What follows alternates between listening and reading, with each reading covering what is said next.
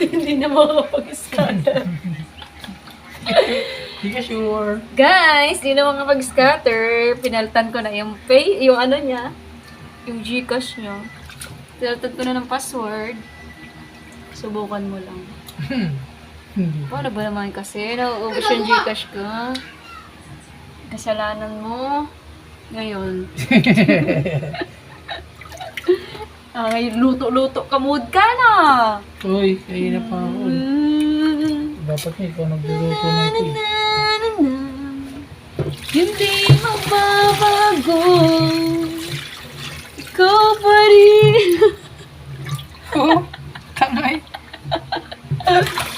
Hindi makakapagbukas ng Gcash niya.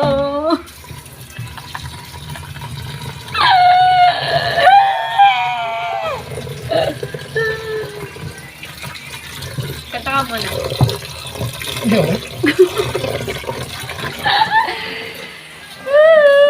Hindi makakapagbukas ng Gcash niya.